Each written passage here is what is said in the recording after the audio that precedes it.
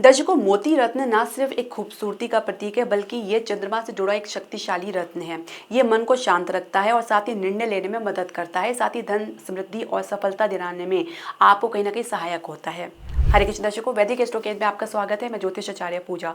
तो आज मोती रत्न के बारे में हम चर्चा करेंगे, क्योंकि ये रत्न जो है बहुत ही इंपॉर्टेंट है और ये आपके जीवन में ना सिर्फ शांति लेकर आता है, बल्कि मानसिक स्तर में आपको स्थिरता देता है। कहीं ना कहीं आप अपने कुंडली में चंद्रमा के दोष से पीड़ित हैं, या कहीं ना कहीं चंद्रमा आपके कालसर्प दोष में पीड़ित है, या चंद्रमा किसी पापी ग्रह के साथ युति में है, तो ऐसे में मानसिक स्तर पर काफ़ी ज़्यादा आप तनावग्रस्त महसूस कर सकते हैं, भयग्रस्त हो सकते हैं, अकेलापन महसूस कर सकते हैं। तो ऐसे में मोती आपके लिए सहायक रत्न साबित हो सकता है। कभी कोई अचानक खर्चा बढ़ रहा है या खर्चा जो ज़्यादा बढ़ रहा है, जिसकी वजह से धन टिक नहीं पा रहा है, तो मोती रत्न आपके लिए फायदेमंद हो सकता है। साथ ही आपके मन में एक सकारात्मकता बनी रहती है, जिसकी वजह से सही निर्णय लेने में आप सक्षम रहते हैं और इसके आधार पर आपको सफलता मिलती है। तो मोती रत्न का धन से क्या संबंध होता है, ये भी समझना चाहेंगे, क्योंकि मोती जो रत्न है चंद्रमा से जुड़ा हुआ है और चंद्रमा मन की भावनाओं को नियंत्रित करता है और आर्थिक स्थिरता लाने में मदद करता है। इसके अलावा जल्दबाजी में लिया गया गलत निर्णय कहीं ना कहीं नुकसानदायक साबित होता है। तो मन यदि आपका स्ट्रांग है तो हर स्थिति आप अपने पक्ष में ला सकते हैं।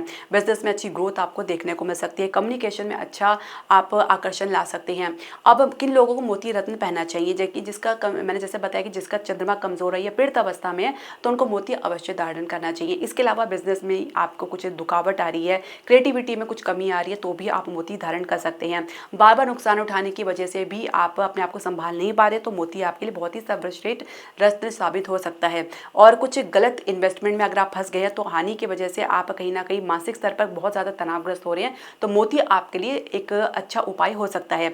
तो मोती पहनने के फायदे क्या है? देखिए, आत्मविश्वास, निर्णय लेने की क्षमता को बढ़ाता है, साथ ही मानसिक शांति लेकर आता है और इसकी वजह से आप सही आर्थिक फैसले ले पाते हैं।